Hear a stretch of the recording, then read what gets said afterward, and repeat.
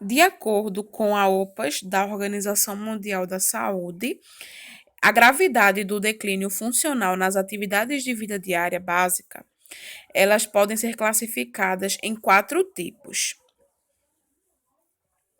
Então, gente, temos a independência, a semidependência, a dependência incompleta e a dependência completa.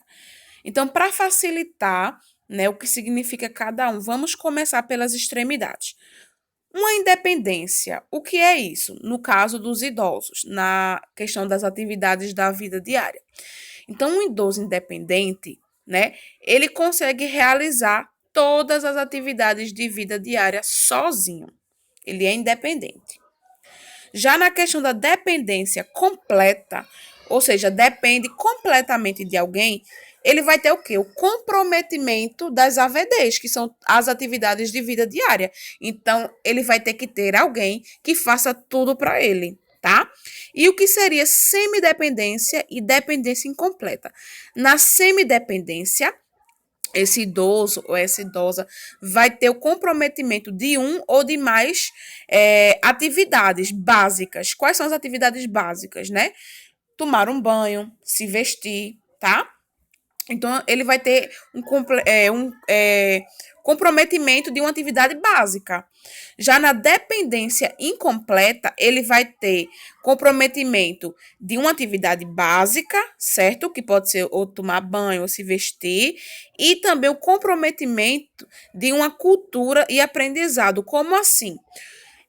O idoso passa a não saber mais tomar um medicamento sozinho. Então, ele não tem mais a capacidade de ir lá no medicamento, abrir, pegar o medicamento e tomar, tá certo? Então, é uma dependência incompleta, que já é mais avançada em relação à semidependência, porque aqui ele vai estar comprometido uma atividade simples e uma atividade mais avançada, que é uma atividade que a gente chama de cultura e aprendizado. Só que aqui tem a exceção da incontinência isolada, porque nesse caso aqui o idoso ainda consegue ir ao banheiro, esperar para urinar, para defecar, tá? Só na dependência completa que ele vai depender totalmente de alguém. Então, falando novamente para vocês entenderem, na semidependência, o idoso ele vai ter o comprometimento de um ou de mais atividades simples, que é tomar banho, se vestir, comer, né, sozinho. E na dependência incompleta, vai ser o comprometimento de atividades simples e atividades mais avançadas, que a gente fala que é de cultura e aprendizado, que é algo que ele aprendeu uma vez e passou a esquecer. Por isso que ele tem essa dependência incompleta, tá? Já na dependência completa, ele vai depender completamente de um cuidador para fazer as coisas para ele. A saúde do idoso ela é determinada pelo funcionamento harmonioso de 4 domínios funcionais.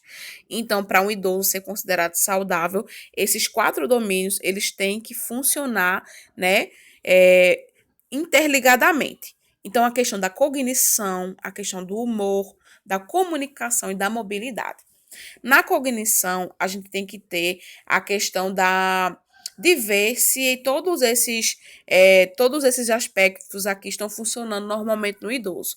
Será que o idoso tem uma memória boa? Será que ele tem uma função executiva boa? Será que ele consegue ter uma linguagem adequada que a gente consegue compreender, né? A questão também da praxia, da gnosia. O que seria essa questão da praxia? É quando o idoso ele é capaz de realizar os movimentos motores dele, como por exemplo, abotoar uma camisa, pegar a colher, né, com a comida e levar até a boca. Já essa gnosia, será que ele tem a capacidade de identificar objetos e pessoas? Então, assim, quando ele tem essa gnosia, ele pode identificar. Ele olha para, por exemplo, é, ele olha para uma bolsa e sabe que aquilo é uma bolsa. Aí você pergunta assim, que objeto é esse? Ele vai dizer, uma bolsa, certo? Então, assim, ele consegue identificar. Ele olha para o neto dele e sabe que aquele é o neto dele. Ele consegue identificar ele como neto. Ele sabe o nome dele. Então, assim, essa é a diferença. Praxia e gnosia. E a função também visio-espacial. Ele está, por exemplo, no hospital. Então, ele sabe que aquele é um ambiente hospitalar. Ele tem a capacidade de saber que é um ambiente hospitalar. Se ele vai a um parque, ele sabe que ele está num parque, então ele tem essa capacidade.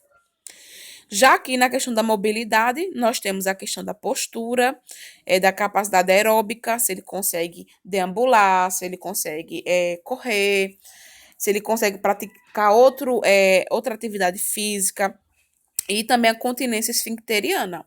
Então, se o idoso ele consegue ir ao banheiro, né, esperar para ir ao banheiro sem fazer as necessidades fisiológicas na roupa, então também está em funcionamento essa função de mobilidade dele. E aqui temos as síndromes geriátricas.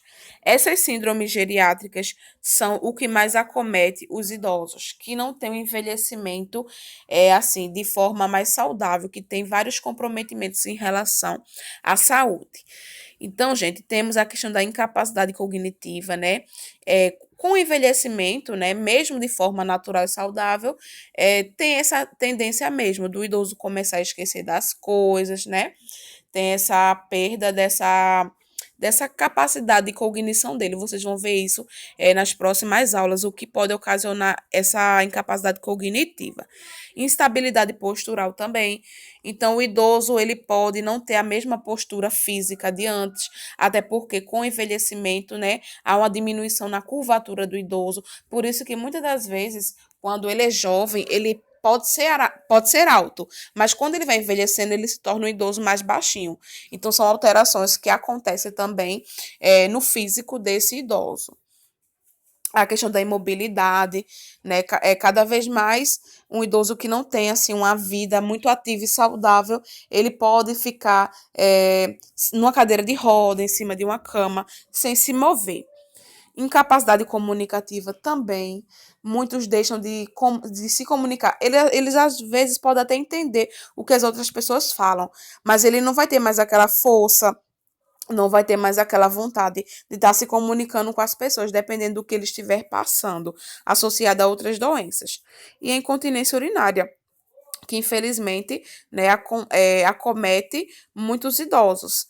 Então, assim, é algo até muitas vezes constrangedor, porque às vezes ele faz as necessidades, né, na roupa, na frente das pessoas, em algum local público. Então, assim, isso é algo também que constrange muito esses idosos e é um problema, assim, que está muito presente hoje em dia. E aqui a área da enfermagem gerontológica, né? Que é o estudo, que é o cuidado, que é a promoção à saúde às pessoas da terceira idade, que são os idosos, né? Que é a partir de 60 anos ou mais é considerado um idoso, né? Vai prestar esses cuidados ao idoso, baseando-se em diversas ciências correlatas à saúde. Então, não é só chegar e fazer as coisas simples, não. Há vários estudos, certo? Há vários comportamentos que a gente pode lidar com o idoso, não só da forma simples.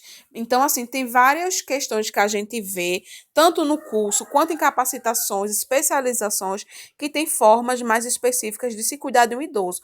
Por isso que existe curso de cuidador de idoso, especialização em geriatria, para o profissional de saúde saber como lidar com essas pessoas, porque não é só cuidar do físico, mas a questão emocional também importa.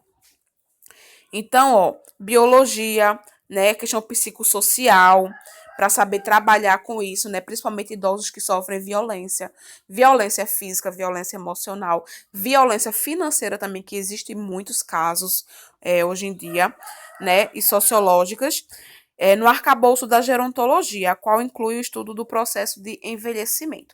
Então, gente, muito de vocês acredito que vai, né, se interessar por essa área. Tem gente que tem paciência, infelizmente tem gente que não tem paciência.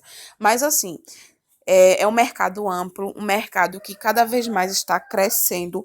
Tem muitos enfermeiros e muitos técnicos que conseguem ter uma boa qualidade de vida trabalhando com esse público idoso, dependendo do local de trabalho dele, né? Por exemplo, em home care, tem famílias que pagam muito bem para os profissionais de saúde cuidar do idoso, até assim chega a pagar mais do que um trabalho no hospital, no posto de saúde e tudo mais. Então, assim, quando a pessoa se identifica com essa área, busca se capacitar ir atrás das coisas, muitas vezes ela consegue, né? Além de ter mais assim admiração e gostar mais dessa área e dessa profissão, ela consegue ter um retorno financeiro também muito bom. Então, não há coisa melhor do que você trabalhar com o que gosta e ter um retorno financeiro positivo, né, quanto a isso. Então, assim, fica de dica para vocês que uma das áreas do técnico de enfermagem, do enfermeiro, do médico, é essa área de saúde do idoso, que com certeza vai crescer, já está crescendo e vai continuar aí hoje em dia. Então, se especializar nessa área é bastante importante.